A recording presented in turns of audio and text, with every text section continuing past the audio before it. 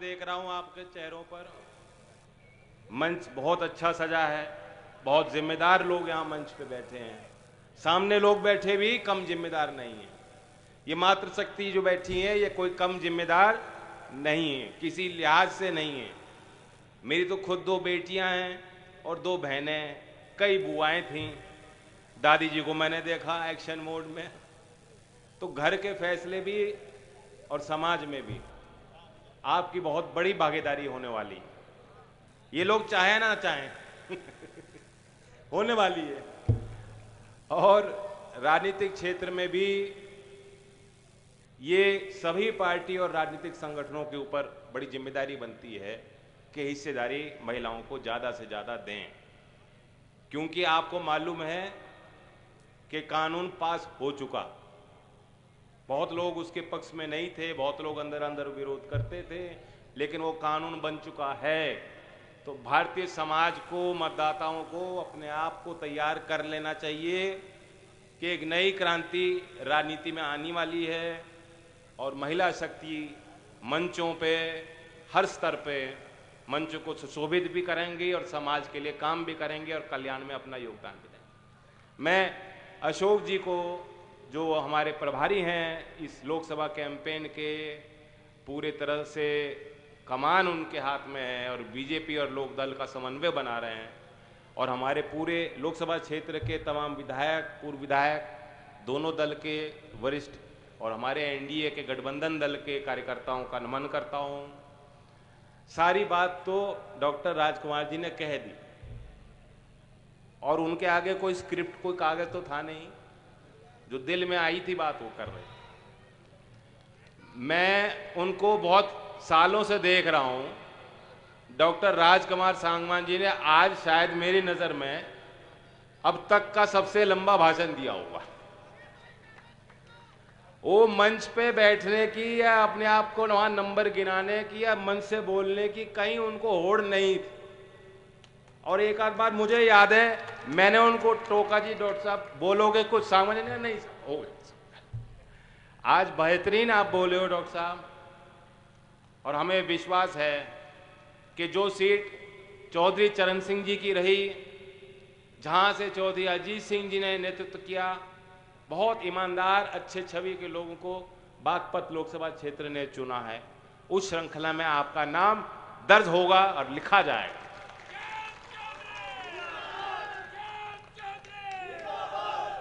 मुझे यह भी बताना चाहिए कि हमने एक नया अलायंस किया।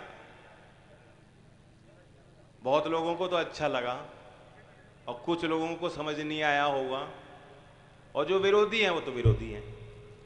वो मैं यहां तब विरोध करेंगे, वहां था तब विरोध करनी थी, कोई बात नहीं, वो उनका अधिकार है और राजनीतिक शैली का एक हिस्सा है।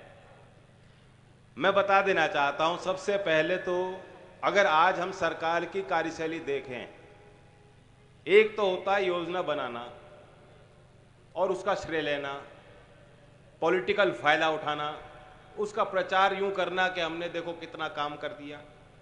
और एक बात होती है कि बारीकियों को समझना, जनता को इन्वॉल्व करना, लाभार्थी को एहसास कराना कि उसके हक और अधिकार क्या हैं, और ऐसी स्थिति पैदा कर देना कि लाभार्थी खुद आगे आके वो मांगना शुरू करें। हमने 10 साल में कई उदाहरण ऐसे हैं देखा, और हम लोग विपक्ष में थे, कि पहले के भूमिका बनाई जाती थी और जनता से ही पुकार आती कि ये होना चाहिए, उसके बाद सरकार काम करती। वो सफल प्रयोग सरकार ने जब किए, वो योजना जमीन तक पहुंची। एक तो स्वच्छता की बात उन्होंने की, एक अभियान की तरह से की, और अब लोग धीमे धीमे जागरूक होना शुरू हुए हैं।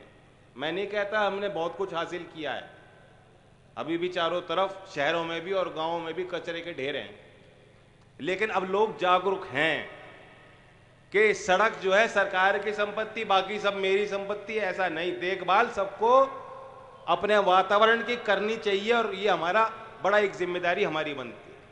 तो मैं एक तो बधाई उसकी देता हूं, क्योंकि इससे पहले भी शौचालय बनाने की योजना थी, ऐसा नहीं।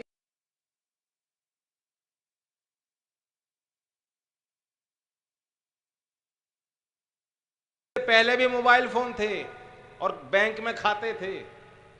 कोई बात नहीं, कीड़ा ही तो चल रहा है।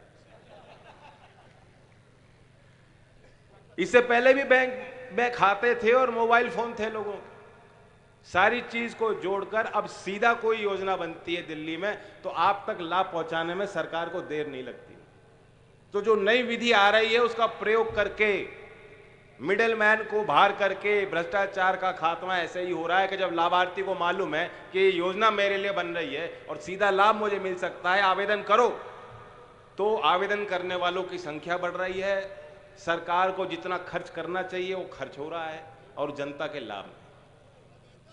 एक और उदाहरण देता हूं, और ये एक तरह से, एक प्रकार से जो चौधरी चरण सिंह जी की सोच थी उसको प्रमाणित करती है। जो चौधरी साहब बड़े काम, आज जो बड़ी परियोजनाओं की तरफ हम भीड़ लगाते हैं, चौधरी साहब कहते थे जो छोटा, सबसे छोटा काम करता है उसकी इज्जत होनी चाहिए।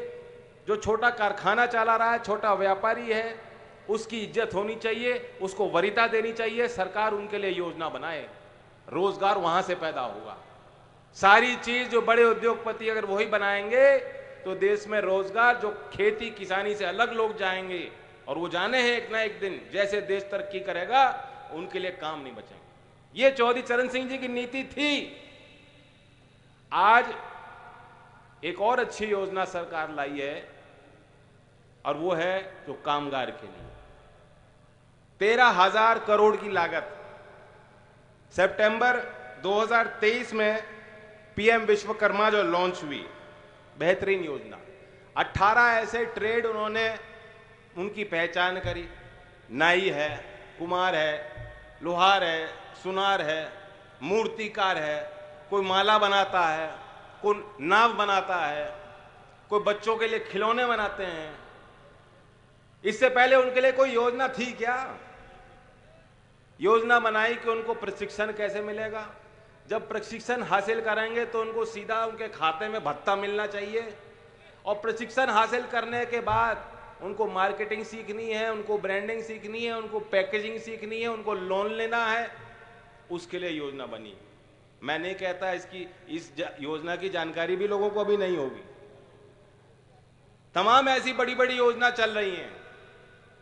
जब लोकदल के प्रतिनिधि पहुंचेंगे, जब एनडीए की सरकार दोबारा तीसरी बार बन के जाएगी, जब इन बारीकियों पे हम और आप नजर रखेंगे, जब गांव के लोगों को हम बढ़ चढ़कर हिस्सा उनको दिलाएंगे, हकदार बनाएंगे, अपने अधिकार के लिए वो सामने आएंगे, तो ये सारी योजना जो गरीबों के लिए बनती हैं, अति गरीब के लिए बनती हैं, उसमें कोई भेदभाव नहीं होता। विश्वकर्मा योजना चल रही है तो सभी जातियों की बात है, कामगार की बात है। चौधरी अजीत सिंह जी ने कामगार के नाम से दल बनाया था, लोक दल का वो अगन हिस्सा है। उस कामगार को सम्मान और इज्जत दिलाने के लिए योजना का एक उदाहरण मैंने आपको दिया। जब आप सरकारी फाइल देखोगे, दस्तावेज देखोगे, ऐसी तमाम योजनाएं चल रही। हमें चाहिए मजबूत वकील। मैं पार्लियामेंट में अकेला लोक दल का नुमाइंदा हूं और मैं जानता हूं डॉक्टर सांगवान जी का बहुत लंबा अनुभव है। वो आपको कह पाएंगे जी अभी मुझे जानकारी नहीं है, ऐसा नहीं है। 40 साल में उन्होंने छात्र की समस्याएं देखी और उसको समाधान किया। कहीं सिंचाई की दिक्कत किसान की आई, कोई सड़क पे विवाद हो गया कि वहां सड़क बननी और लोग खेत नहीं देना चाह रहे, कहीं चकबंदी की दिक्कत आई तो वहां भी गांव में जाके सबको बैठा के समझाने के लिए, समाधान के लिए प्रयास किए। कहीं अधिकारी ने शोषण किया किसी गरीब आदमी का, उसके साथ भी चल के गए हैं। और यहां कितने ऐसे लोग हैं, जब मैंने टिकट दिया कितने लोग मेरे पास मिलने आए, कहा सांगवान जी को दिया, मैं कहा हाँ, कहा सच्ची, मैं कहा दे दिया।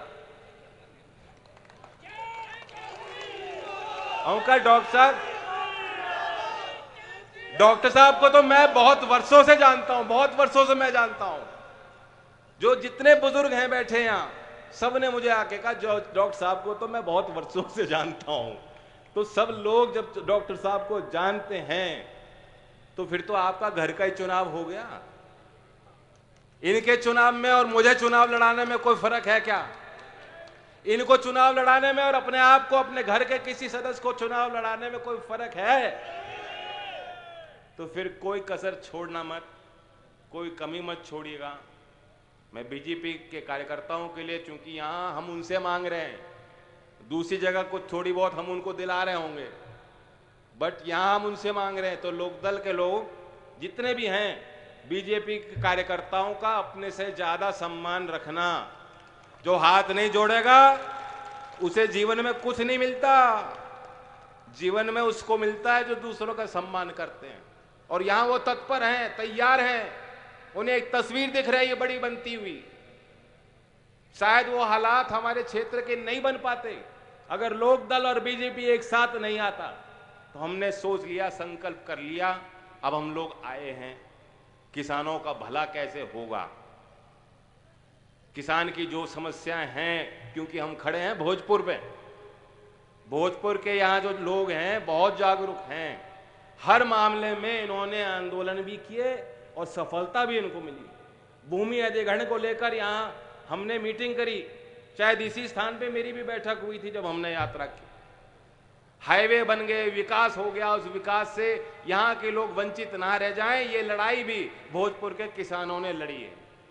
तो उनकी उस लड़ाई का सम्मान रखते हुए और किसानों के जो आंदोलन देश भर में रहे, जो उनकी मुख्य मांगे हैं, दाम को लेके, रोजगार को लेके, उनकी इज्जत हमेशा लोकदल का परिवार हमेशा हमेशा करेगा। और मुझे विश्वास है कि तीसरी बार जब मोदी जी प्रधानमंत्री की शपथ आपका आशीर्वाद लेके लेंगे, तो इस बात का जोर और इस बात का ध्यान उनको भी रखना होगा कि हमारे उत्तर प्रदेश और देश के जो सबसे बझौले और सबसे कमजोर वर्ग के जो किसान हैं, जो खेती करते हैं, जो मजदूरी करते हैं, जो मुश्किल से गुजारा कर रहे हैं, उनको कैसे हम लोग ऊपर ले जाएं, कैसे उठाएं, कैसे मुख्यधारा में लाएं। तो ये लंबी लड़ाई हमें लड़नी है।